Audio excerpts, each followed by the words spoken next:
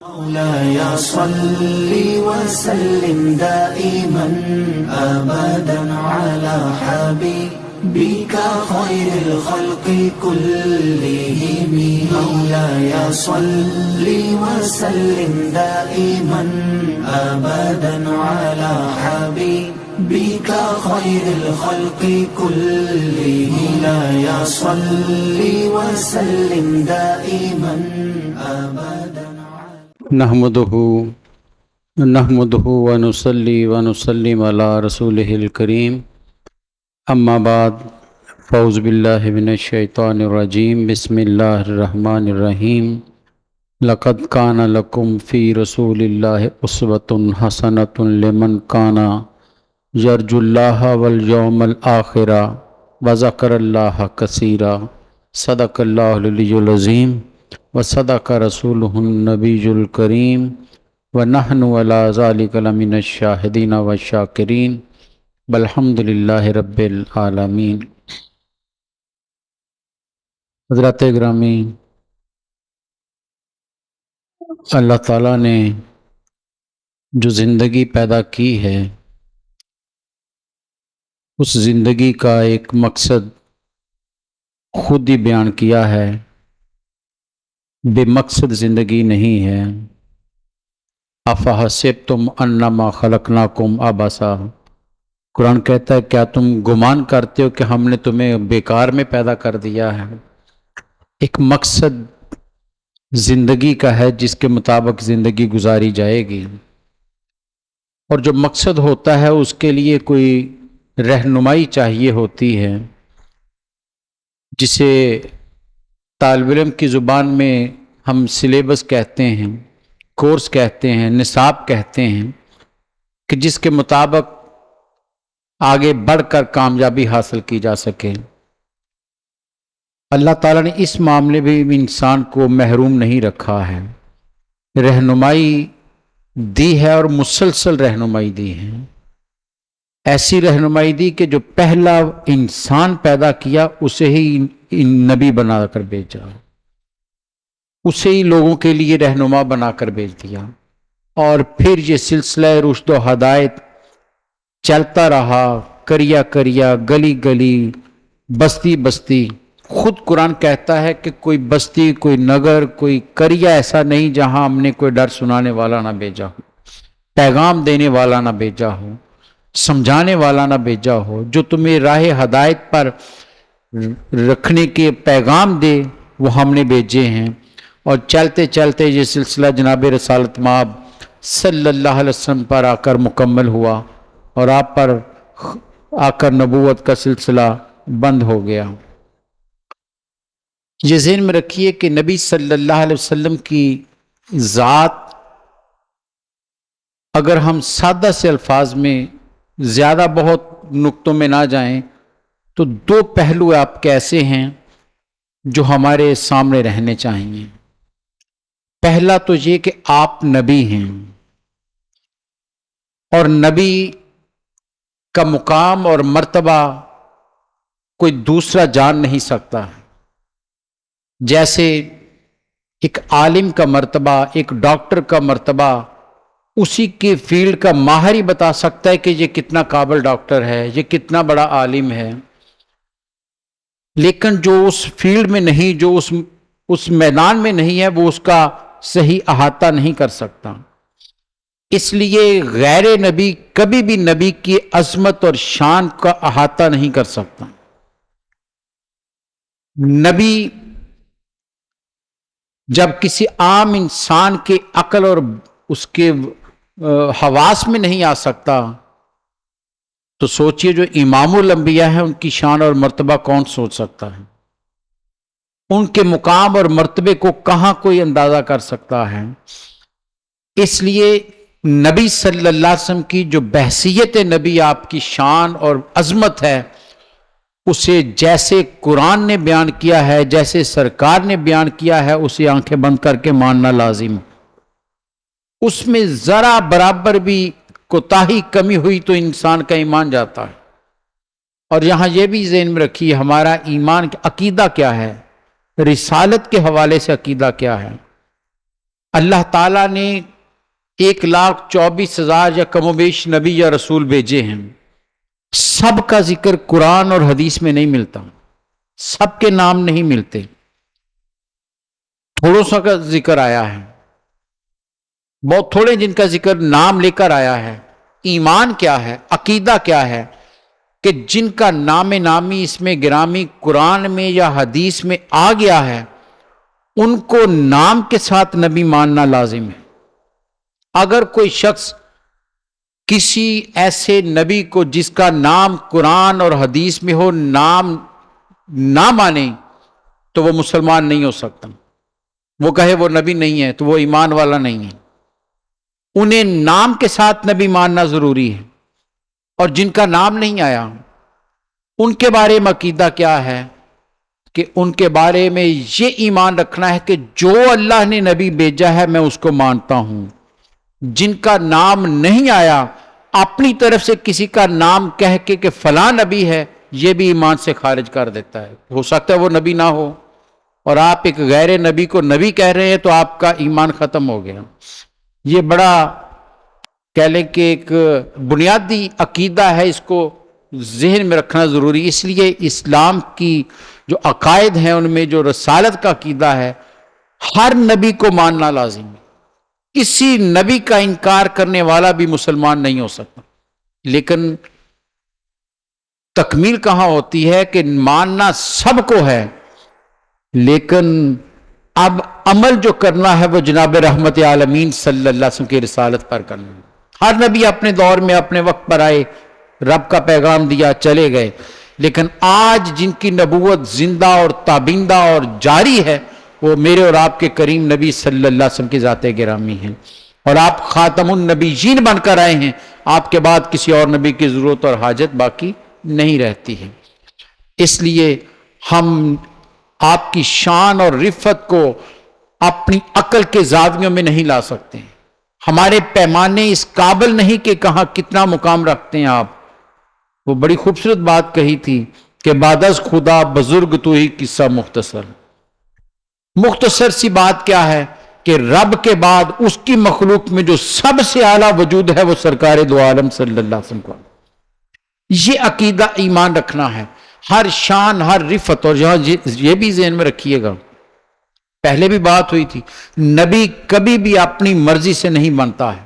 انسان ساری تو کر کے، مجاہدے کر کے، ریاضت کر کے، عبادت کر کے، نوافل پڑھ کر وہ ولی تو بن سکتا ہے، نبی نہیں بن سکتا۔ یہ اللہ کا انتخاب ہے۔ اللہ یجعل حیث رسالتہ، قرآن کہتا ہے اللہ بہتر جانتا ہے کس کو نبی بنانا ہے۔ اس لیے جو اللہ کا انتخاب ہے اس میں کبھی کوئی خامی کا تصور بھی آئے تو اس نبی میں نہیں آتا، وہ رب کی شان میں گستاخی ہوتی ہے کہ رب کا انتخاب کمزور ہے۔ اس لیے نبی کوئی بھی ہو وہ ہر نبی ہر خطا سے مبرہ ہے، غلطی سے مبرہ ہے، وہ ہر نبی معصوم عن الخطا، یہ بھی ایمان کا حصہ ہے۔ کسی نبی میں کوئی خامی اور کوتاہی نہیں ہے، کیونکہ اللہ نے انتخاب کیا ہے۔ اور اللہ کا انتخاب ہمارے جیسا انتخاب تو نہیں کہ آج انتخاب کرتے ہیں کل اسی کے خلاف نکلے ہوتے ہیں۔ اس کا انتخاب تو برملا اور برمحل ہوتا ہے۔ اس لیے ہر نبی شان میں، عظمت میں، رفت میں، بلندی میں اور اپنی قوم کے سارے انسانوں سے منفرد وجود ہوتا ہے۔ اور نبی صلی اللہ علیہ وسلم قیامت تک کے لیے نبی بن کر آئے ہیں، اس لیے قیامت تک جتنے انسان آئیں گے ان سب سے اعلیٰ و ارفع میرے نبی صلی اللہ علیہ وسلم۔ اس لیے کوئی آپ کے مقابل نہیں آ سکتا، کوئی آپ کی شان کے قریب ہی نہیں جا سکتا ہے۔ وہ عظمتیں، وہ شان ہے نبی صلی اللہ علیہ وسلم۔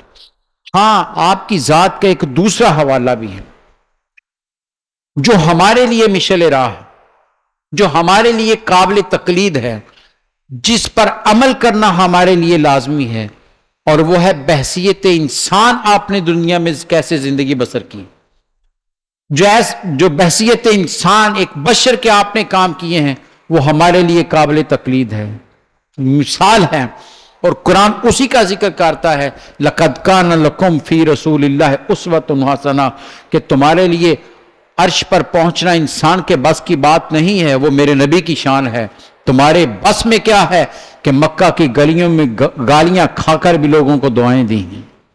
یہ ہے تمہارے لیے ان کا نمونہ. یہ ہے کہ وہ دنیا میں چلتے پھرتے متحرک زندگی بسر کی ہے, خاندان میں رہے ہیں, ایک معاشرے میں رہے ہیں, لوگوں میں رہے ہیں, اپنوں میں بھی, بیگانوں میں بھی, دوستوں میں بھی, دشمنوں میں بھی کام بھی کیے ہیں, تجارت بھی کی ہے, گھر میں بھی ان کے ازواج تھیں, ان کے بھی خاندان تھا, ان کے بھی دوست تھے. یہ سب کچھ جو ہے جو کرتے رہے ہیں یہ انسان کے لیے نمونہ حیات ہے, اور اس پر عمل کرنا ہر انسان کے لیے لازم ہے. اس لیے قرآن نے برملا کہا کہ کسی قسم کا کوئی وہم تمہارے ذہن میں نہ رہے. لقد کان لکم فی رسول اللہ, اور یہاں یہ نہیں کہا کہ نبی صلی اللہ علیہ وسلم کی ذات, پر میں اللہ کے رسول میں تمہارے لیے نمونہ ہے. جو وہ دنیا میں کرتے رہے ہیں وہ تمہارے لیے نمونہ ہے.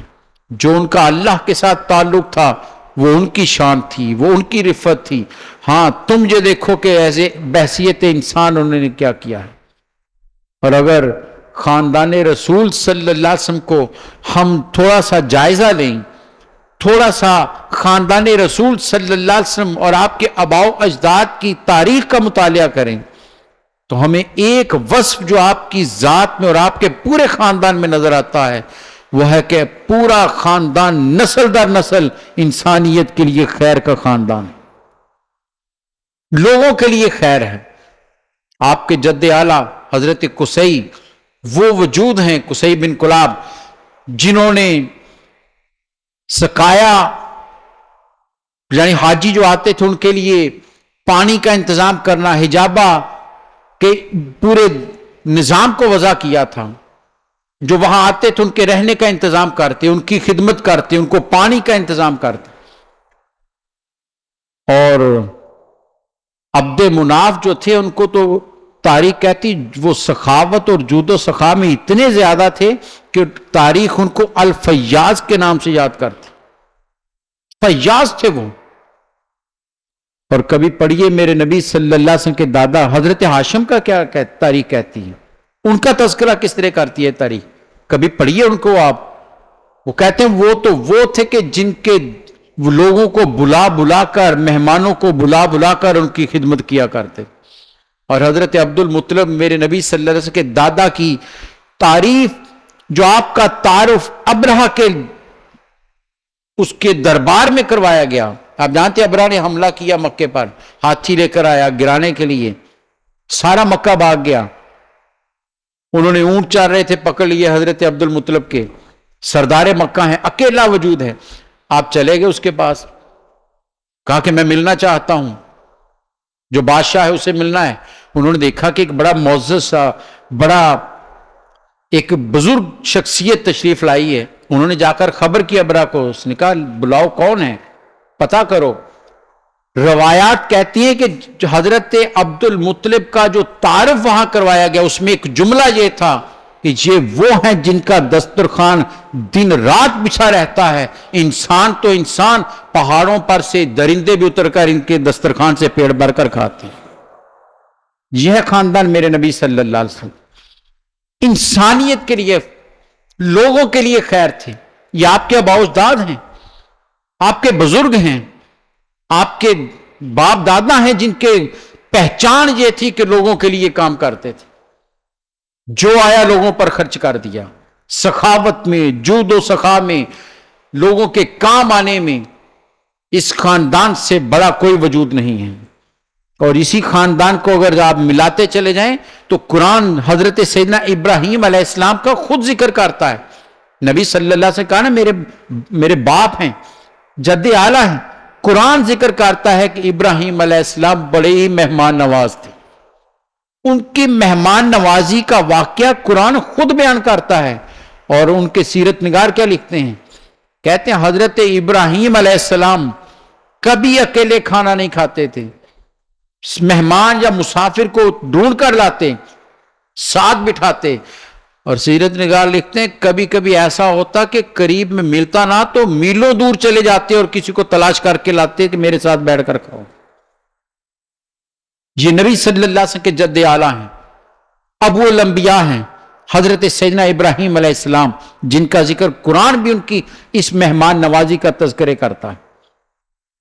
قرآن نے ذکر کیا نا کہ فرشتے آئے انسانی شکل میں، تو آپ نے فوری طور پر مینڈا ذبح کر دیا، مہمان نوازی کرنی ہے، پکا کر سامنے رکھا، وہ کھا نہیں رہے، آپ تھوڑے پریشان ہو گئے۔ قرآن ذکر کرتا ہے کہ میں مہمان نوازی کرنا چاہتا ہوں، یہ کھا نہیں رہے، کیا وجہ ہے؟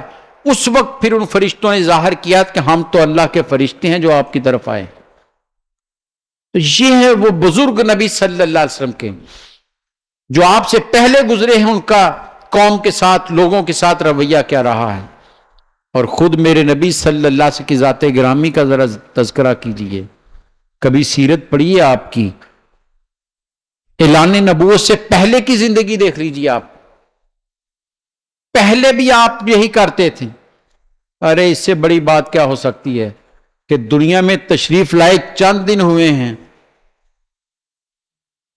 بارش نہیں ہو رہی تھی، ارے وہ وجود کتنا نفع بخش وجود تھا کہ چچا نے ہاتھوں میں، دادا نے ہاتھوں میں لے کر آسمان کی طرف اٹھایا اور کہا کہ یا اللہ اس کے صدقے بارش عطا کر، اور حضرت ابو طالب نے خود شعر کہے، نظم کہی نبی صلی اللہ علیہ وسلم کی شان میں کہ یہ تو وہ ہیں جن کے چہرے کے صدقے ہم رب سے بارش مانگ لیتے ہیں۔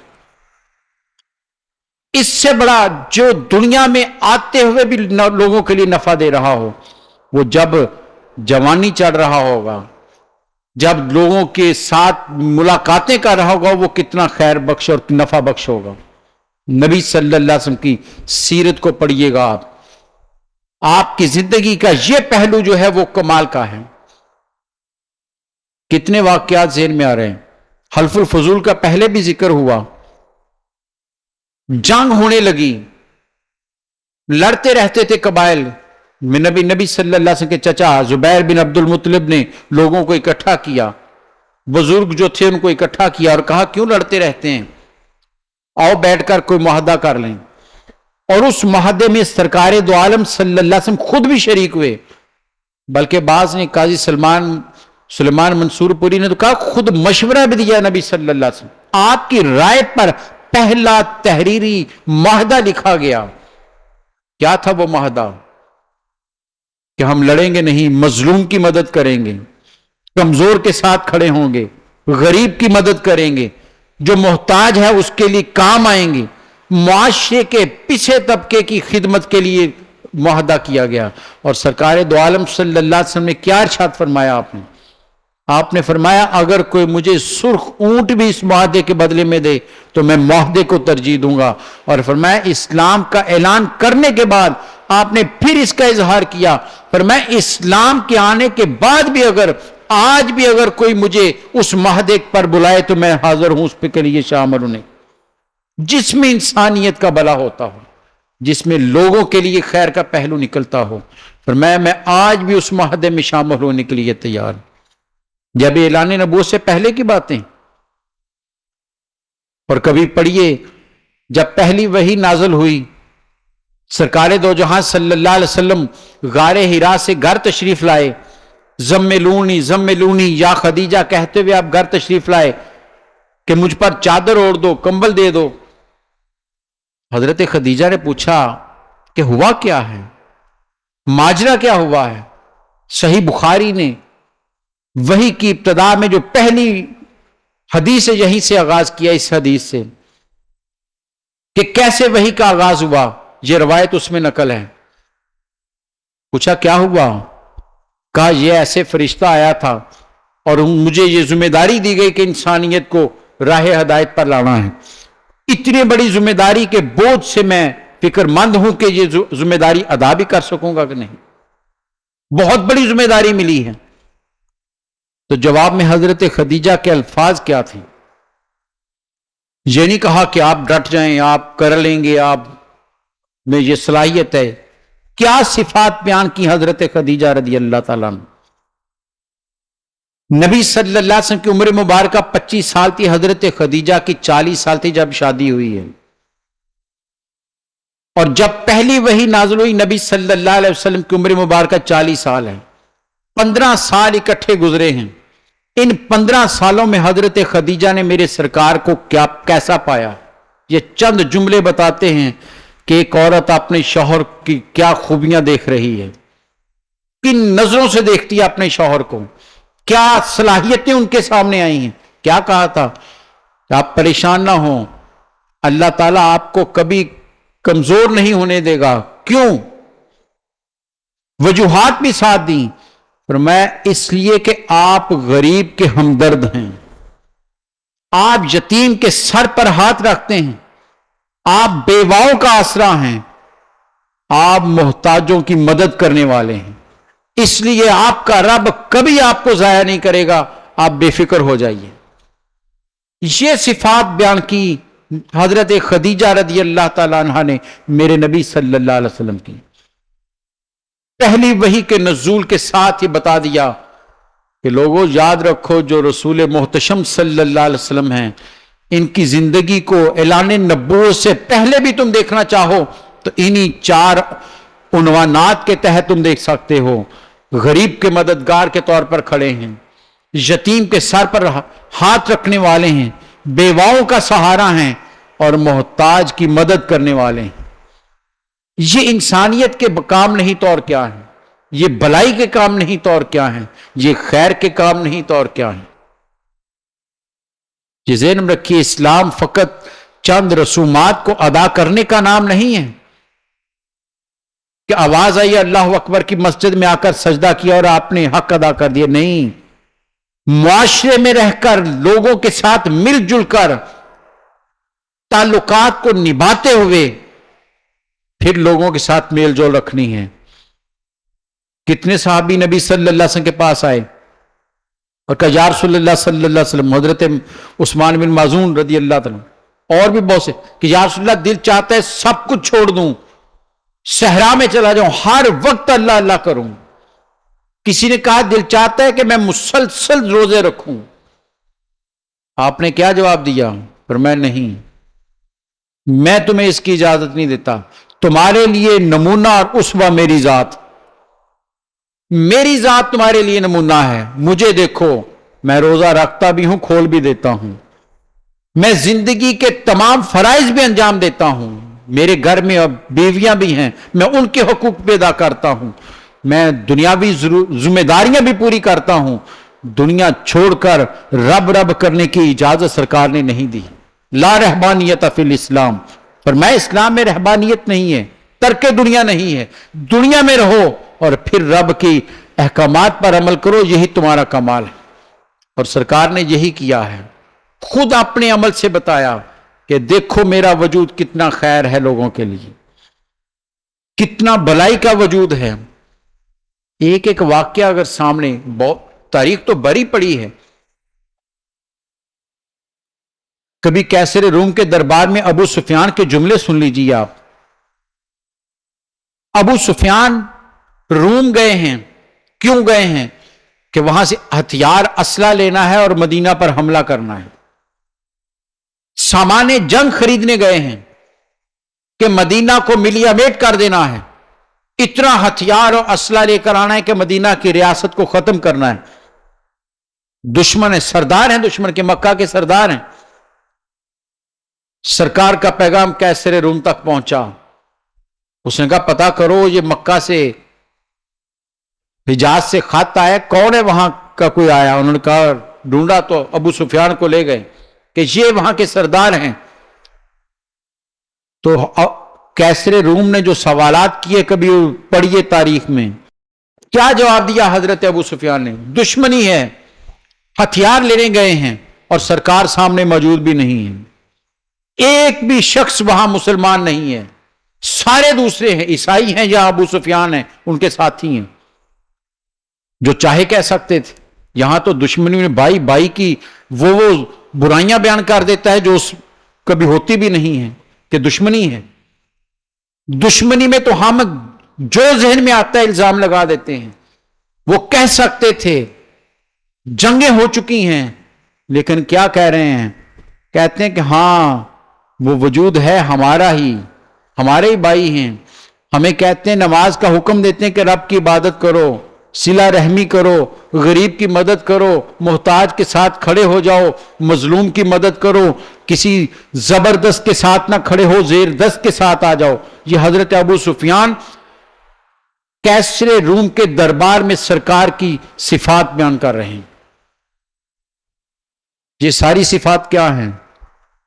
یہ معاشرتی صفات ہیں، معاشرے میں رہتے ہوئے جو لوگوں کے کام آنے والی ہیں، جو لوگوں کی بلائی کی۔ یہ نہیں کہا کہ وہ ہتھیار لے کر بیٹھے رہتے ہیں، لوگوں کو مارتے ہیں، جنگ کرتے ہیں، کوئی نہیں کہا، حالانکہ جنگیں ہو چکی تھیں، جنگ کا ذکر بھی نہیں کیا۔ سرکار کی وہ صفات سامنے رکھی جس میں لوگوں کو فائدہ ملتا ہے، انسانیت کے کام آنے والے وہ صفات وہ شخص بیان کر رہا ہے جو ابھی مسلمان نہیں ہوا، اور جس کے سامنے کر رہا ہے وہ بھی مسلمان نہیں ہے۔ یہ ہے سرکار کا کردار۔ انسانیت کے اتنے کام کیے ہیں کہ دشمن بھی ماننے پر مجبور ہو گیا۔ یہیں پر نہیں رکتے، ذرا نجاشی کے دربار میں حضرت جعفر کی تقریر سن لیجیے۔ جب ہجرت کر کے پہنچے، مکے والے پیچھے گئے، نجاشی کو ورگلانے کی کوشش کی کہ ہمارے باغی ہیں، ہمارے حوالے کرو، تو اس نے کہا پتا کرو وہاں سے کوئی اور بھی آیا یا نہیں، میں دوسرے فریق کو سن کر فیصلہ کروں گا۔ حضرت جعفر طیار رضی اللہ تعالیٰ عنہ مولا علی کے بھائی ہیں، حضرت ابو طالب کے بیٹے ہیں، وہ گئے ہوئے تھے، دربار میں آئے تو کیا اس نے پوچھا تو انہوں نے نبی صلی اللہ علیہ وسلم کی شان کیا بیان کی وہاں پر کہ کون ہے وہ؟ کہا ہاں بادشاہ، ہم زانی تھے، قاتل تھے، ڈاکو تھے، لٹیرے تھے، شرابی تھے، چوریاں کرتے تھے، قتل کرتے تھے، یہ ہمارے اندر برائیاں تھیں، ایک وجود ہمارے اندر آیا جو ہمارا ہی بھائی ہے۔ اس نے کیا کہا؟ انسانیت کی قدر کرو، کسی کا خون نہ کرو، ڈاکہ نہ ڈالو، چوری نہ کرو، مال نہ چھینو، غریب پر ظلم نہ کرو، بلکہ محتاج کی مدد کرنے کا حکم دیا۔ یہ نجاشی کے دربار میں حضرت جعفر کی تقریر ہے۔ حضرات گرامی، آج میرے نبی صلی اللہ علیہ وسلم کی سیرت کے بہت سے پہلو، ان گنت پہلو ہیں آپ کی سیرت کے، قیامت تک لوگ لکھتے چلے جائیں گے، آپ کی سیرت کے پہلو ختم نہیں ہوں گے، لیکن یہ وہ پہلو ہے جو آپ کے خاندان کی خاص میراث ہے، جو پہچان ہے خاندان رسول صلی اللہ علیہ وسلم کی۔ اس خانوادے کا ایک ایک بچہ انسانیت کے بھلے کے لیے کام کرنے والا ہے۔ خود اپنے لیے سب کچھ نہیں مانگا کہ مجھے دو، خود تو حالت یہ ہے قدموں میں ڈیر اشرفیوں کا پڑا ہوا اور 3 دن سے پیٹ پہ پتھر بندھا ہوا۔ خود اپنی حالت یہ ہے، ڈیر لگا ہوا ہے اشرفیوں کا، بانٹتے جا رہے ہیں، بانٹتے جا رہے ہیں۔ حضرت انس بن مالک فرماتے ہیں صبح سے شام ہو گئی، آپ مسجد میں بیٹھے بانٹتے جا رہے ہیں، رات ہو گئی، لینے والا کوئی نہیں آیا، ایک اشرفی بچ گئی۔ سرکار اٹھ کر عشاء کی نماز کے بعد سب چلے گئے، آپ گھر تشریف لے آئے۔ ام المومنین سیدہ عائشہ صدیقہ رضی اللہ تعالیٰ عنہ آپ فرماتی ہیں سرکار میرے حجرہ میں تشریف لائے، بستر پر لیٹ گئے، لیکن میں دیکھتی تھی کبھی آپ ادھر پہلو بدلتے ہیں، کبھی ادھر پہلو بدلتے ہیں۔ کہتے ہیں جب بار بار پہلو بدلا تو میں نے اٹھ کر سوال کر دیا، یا رسول اللہ صلی اللہ علیہ وسلم طبیعت تو ناساز نہیں، یہ بے چینی کیوں ہے؟ تو کیا جواب دیا سرکار نے؟ حضرات گرامی سوچئے گا ذرا، آج کے اس پرفتن دور میں، آج کے اس مصائب کے دور میں، آج کے اس نفسا نفسی کے دور میں، جس نبی صلی اللہ علیہ وسلم کا دامن ہم تھامنے کا دعویٰ کرتے ہیں، اس نبی کی اس سیرت کا یہ پہلو بھی سامنے رکھیے گا۔ کیا جواب دیا آپ نے؟ فرمایا عائشہ طبیعت ٹھیک ہے، طبیعت میں بے چینی پریشانی نہیں ہے۔ تو کہا پھر بار بار پہلو کیوں بدل رہے ہیں؟ تو فرمایا عائشہ ایک اشرفی بچ گئی ہے، گھر میں پڑی ہے، اور میں اس انتظار میں ہوں کہ جلد سے جلد صبح ہو اور میں حقدار کو پہنچا دوں، میں حقدار تک اسے پہنچا دوں۔ اور خود اپنے گھر کی کیفیت کیا ہے پڑھیے کبھی سیرت کے واقعات. کئی کئی دن تک گھر میں چولہا نہیں جلتا تھا سرکار کے, کئی کئی دن تک چولہا نہیں جلتا تھا. ایک اشرفی گھر میں پڑی رہ گئی, سرکار رات بے چین ہو گئے کہ کسی محتاج تک پہنچ جائے, جلد سے جلد سورج چڑھے تاکہ اس کے گھر تک پہنچ سکے. یہ ہے جو امت کے لیے امت کا درد لے کر آنے والا رسول ہے, جو غریبوں کا ہمدرد رسول بن کر آیا ہے, جو محتاج کے ساتھ کھڑا ہے. وہ کیا کسی نے خوبصورت کہا تھا کہ سرکار دو جہاں صلی اللہ علیہ وسلم کی شان اور رفت کیا ہے کہ مالک ایک کونین ہیں گو پاس کچھ رکھتے نہیں, مالک ایک کونین ہیں گو پاس کچھ رکھتے نہیں, ارے دو جہاں کی نعمتیں ہیں ان کے خالی ہاتھ میں. جو بھی در پر آ گیا سائل اسے کبھی خالی موڑا نہیں ہے, ہمیشہ لوگوں کی مدد کے لیے تیار رہے ہیں.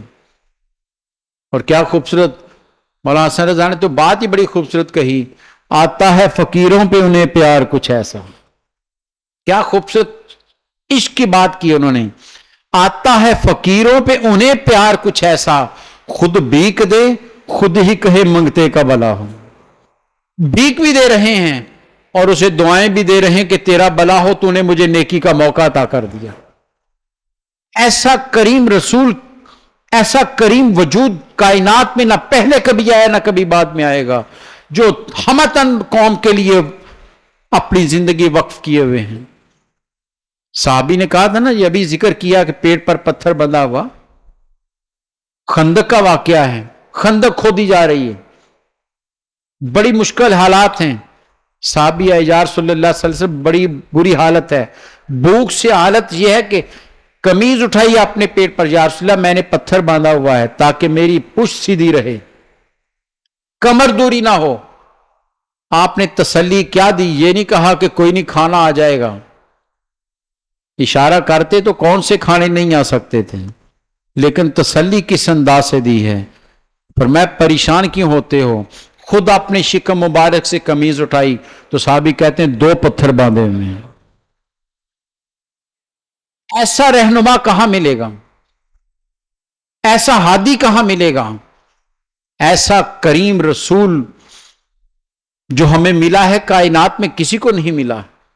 ہر وقت قوم کی خدمت کے لیے تیار, ہر وقت قوم کے لیے پریشانیوں میں بے چین. قرآن ان کی صفت کا اظہار کرتا ہے. قرآن مجید خود کہتا ہے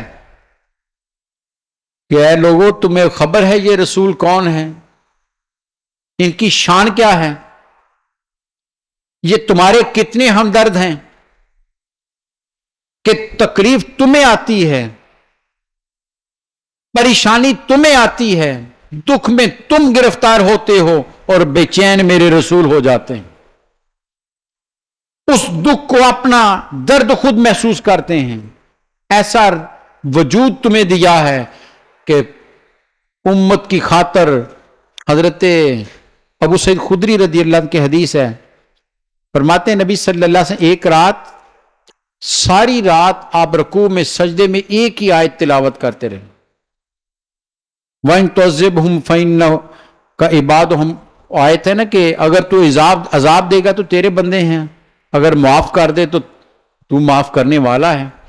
کہتے ساری رات ایک ہی آیت بار بار تلاوت کر, رکوع میں سجدے میں قیام میں ایک ہی آیت پڑھتے رہے. کہتے صبح میں نے سوال کر دیا یا رسول اللہ صلی اللہ علیہ وسلم ایک ہی آیت میں ساری رات گزار دی. فرمایا ہاں رب سے اپنی امت کے لیے بخشش مانگ رہا تھا.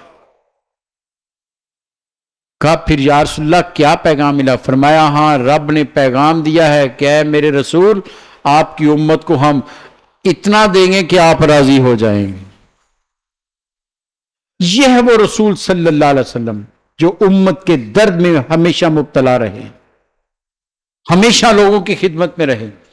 آپ کے خاندان کو آگے دیکھ لیجئے آپ, بے شمار واقعات. سیرت کے تو نبی صلی اللہ علیہ وسلم کی تو سیرت ساری کی ساری انسانیت کے لیے وقف ہے. کون سا لمحہ ہے جب آپ نے انسانیت کے لیے کام نہ کیا ہو؟ کتنے واقعات ذہن میں آ رہے ہیں جو پہلے بھی آپ بارہا سن چکے ہیں۔ حضرت ابو ہریرہ سے پوچھ لیں اصحاب صفہ کے ساتھ کیا ہوا۔ کہتے ہیں کبھی کبھی ہماری حالت یہ ہو جاتی کہ کئی دن کھانے کو نہ ملتا، چکر آنے لگتے اور لگتا ہم بے ہوش ہو جائیں گے۔ کہتے ہیں ایک دن ایسی میری کیفیت تھی، میں مسجد کے باہر آ کر بیٹھ گیا کہ میری کوئی حالت دیکھ کر مجھ پر رحم کرے، مجھے کھانے کو دے دیں۔ کہتے ہیں بیٹھا تھا کہ ابوبکر صدیق گزرے، میں نے سلام کیا اور ارادتاً ان سے ایک سوال کر دیا، قرآن کے حوالے سے ایک سوال کر دیا، اور کہتے ہیں اس کے پیچھے مقصد صرف یہ تھا کہ میری ظاہری حالت کو دیکھ کر مجھے کچھ کھانے کو عطا کر دیں۔ لیکن کہتے ہیں انہوں نے سوال کا جواب دیا اور چلے گئے۔ تھوڑی دیر بعد عمر فاروق آئے، میں نے پھر انہیں روکا، انہیں بھی سوال کیا، اور مقصد یہی تھا کہ میری حالت پر نظر کرے اور کچھ مجھے مل جائے، لیکن انہوں نے بھی جواب دیا اور چلے گئے۔ کہتے ہیں حضرت ابو ہریرہ کہتے ہیں اتنے میں ابو القاسم تشریف لے آئے، سرکار دو جہاں صلی اللہ علیہ وسلم۔ کہتے دیکھا مجھے، دیکھتے ہی سرکار کے چہرے پر مسکراہٹ آ گئی، مسکرائے اور کہا ابو ہریرہ آؤ میرے ساتھ۔ کہتے ہیں مجھے لیا اور گھر چلے گئے۔ گھر میں کہا کیا ہے؟ تو گھر والوں نے کہا ایک دودھ کا پیالہ ابھی فلاں شخص دے کر گیا ہے۔ کہتے ہیں حضرت ابو ہریرہ کہتے ہیں میں نے دیکھا تو اس پیالے میں اتنا دودھ تھا کہ اگر میں بھی پیتا میری بھی بھوک نہ ختم ہوتی۔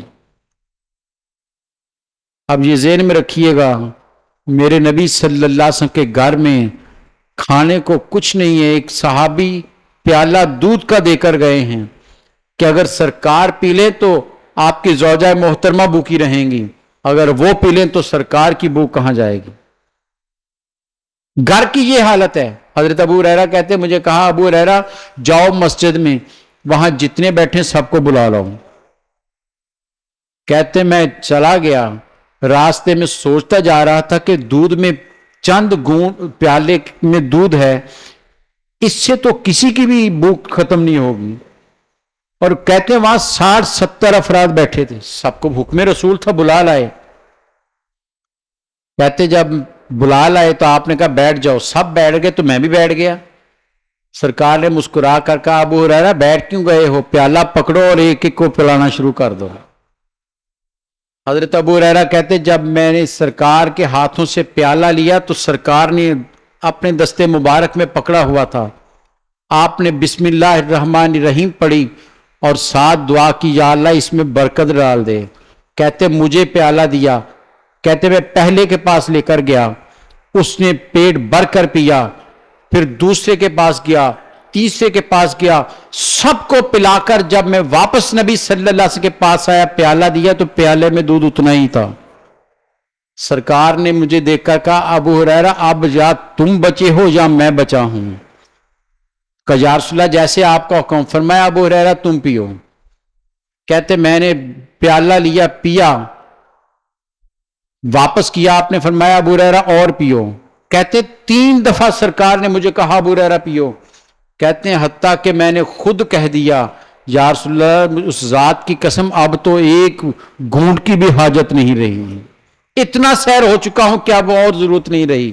جب یہ کہا تو سرکار نے مسکرا کر کہا اب مجھے دے دو، پکڑا، بسم اللہ پڑھی اور خود پی، اور جب پی کر رکھا تو پیالہ خالی ہو چکا تھا۔ حضرات گرامی یہ وہ وجود ہے کہ جو ایک پیالے سے 70 افراد کا پیٹ بھر دے، یہ کائنات کے لیے نفع بخش نہیں تو اور کیا ہو سکتا ہے۔ یہ تو ایک واقعہ ہے۔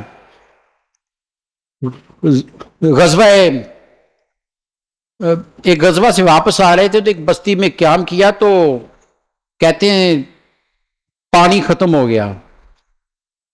حضرت جابر کہتے ہیں کہ سرکار نے کہا ڈھونڈو پانی، کہتے ہیں ہم نے ڈھونڈا کہیں پانی نہیں تھا۔ ایک انصاری کے پاس وہ مشکیزہ تھا جس میں وہ سرکار کے پینے کے لیے پانی رکھتا تھا، کہتے ہیں اس میں بھی وہ بھی خالی تھا، اس کے بھی منہ پر ایک قطرہ پانی کا پڑا تھا۔ کہتے ہیں ہم نے آ کر عرض کی یا رسول اللہ ایسے ہے، فرمایا وہ لے آؤ۔ کہتے ہیں وہ لے آئے، آپ نے ایک کٹورا منگوایا اور اس میں اپنا دستے مبارک رکھا اور فرمایا اس مشکیزے کو جو قطرہ ہے میرے ہاتھ پر ڈال دو. حضرت جابر کہتے ہم نے انڈیلا وہ قطرہ سرکار کے ہاتھ پر کیا گزرا. کہتے میں نے اپنی آنکھوں سے دیکھا کہ سرکار کی 5 انگلیوں سے چشمے پھوٹ پڑے. کہتے ہیں سب نے پانی پیا, اپنے جانوروں کے لیے لیا, اور ان کے الفاظ ہیں لوگوں پوچھا کتنے تھے, کہنے لگے چھوڑو کتنے تھے, اگر ہم لاکھوں بھی ہوتے تو وہ پانی کافی تھا.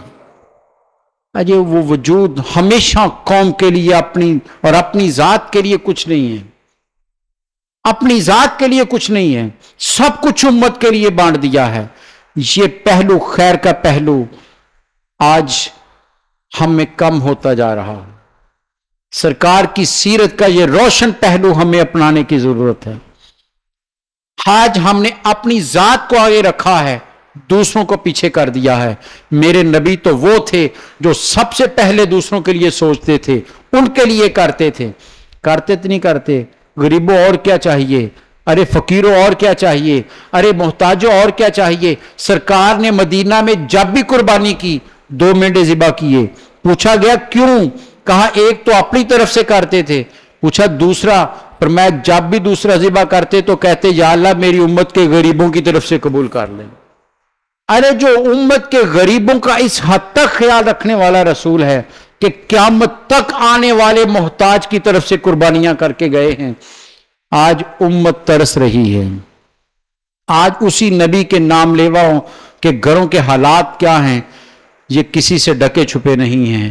آئیے ہم اپنی سرکار کی سنت کو زندہ کریں, اپنے نبی صلی اللہ علیہ وسلم کی اس سنت کو دوبارہ اپنے وجود کے ذریعے, اپنے عمل کے ذریعے کھولیں اپنے خزانوں کے منہ کو, اپنی تجوریوں کے منہ کو. مال کم یا زیادہ کی بات نہیں ہوتی, ارے رب کی بارگاہ میں تو ایک اشرفی بھی جو دے دی جائے, جو خالص اس کی رضا کے لیے دے دی جائے, وہ دکھاوے کے پہاڑ کے خیرات سے بھی زیادہ قیمتی ہوتی ہے. آئیے جو کچھ ہے اپنی سرکار کی امتیوں کے لیے وقف کریں. جو محتاج ہیں, جو غریب ہیں, آج پیچھے میں ہیں لوگ, مہنگائی نے مار دیا ہر ایک کو. کوئی آج میرے رسول صلی اللہ علیہ وسلم کا جیسا کوئی وجود ہوتا. ایک خوبصورت روایت آئی, اسی پر بات کو ختم کرتا ہوں. واقعہ سیرت کا یہ ہے, مولانا روم آپ جانتے ہیں بہت بڑا نام ہے. آپ جا رہے تھے, ساتھ آپ کے شاگرد بھی تھے, تو بچے کھیل رہے تھے, تو بچے بھاگ کر آپ کی طرف آئے, مولانا ہم سے سلام لیجئے. آپ رک گئے, باری باری بچہ آتا آپ سے سلام کرتا. ایک بچہ پیچھے کھیل رہا تھا, اس نے کہا مولانا میں نے بھی آپ سے سلام کرنا ہے, میں بھی آتا ہوں. آپ رک گئے, وہ اپنے کھیل میں لگا رہا, اپنی مرضی سے کھیل ختم کیا, پھر آیا اور آ کر سلام کی اور چلا گیا. آپ کے شاگرد نے کہا حضرت ایک بچے کے لیے سلام ہی کہنا تھا, اتنی دیر کیوں لگا دی, کیا ضرورت تھی اتنا وقت انتظار کرنے کی, سلام دور سے بھی ہو سکتا تھا. تو مولانا روم کا جواب سنیے. آپ نے فرمایا سوچو, مجھے خیال آ گیا اگر یہ واقعہ میرے رسول کے ساتھ ہوتا تو میرے رسول کا عمل کیا ہوتا. کیا وہ چلے جاتے, کیا اس بچے کا دل توڑ دیتے. ارے وہ تو بچوں کے دل بھی رکھنے والے تھے, بڑوں کے دل بھی رکھنے والے تھے, وہ کسی کا دل توڑنے والے نہیں تھے. آئیے آج ہم بھی لوگوں کے دلوں کو جوڑیں, دلوں پر مرہم رکھیں, ہمدردی کی, خیر خواہی کی, اچھے الفاظ کی, اپنے مال سے کسی کی محتاجی کو دور کریں. اور کچھ نہیں کر سکتے تو 2 اچھے بول بول کر اس کو تسلی تو دے سکتے ہیں, اس کا حوصلہ تو بڑھا سکتے ہیں. آئیے سرکار کی سنت کو اجاگر کریں. اللہ تعالیٰ مجھے اور آپ کو سرکار کی سیرت سے یہ روشنیاں لینے کی توفیق عطا فرمائے. اور معاشرے میں جو اس وقت بری حالت ہے, اللہ ہمیں توفیق دے کہ ہم مل کر اس سے لوگوں کو نکالنے کی کامیاب ہو سکیں. مدینے کے اس تاجدار کی رحمتوں کا صدقہ اللہ تعالیٰ امت رسول پر اپنی رحمت نازل فرمائے. وآخر دعوانا ان الحمدللہ رب العالمین. مولاي صل وسلم دائما أبدا على حبيبك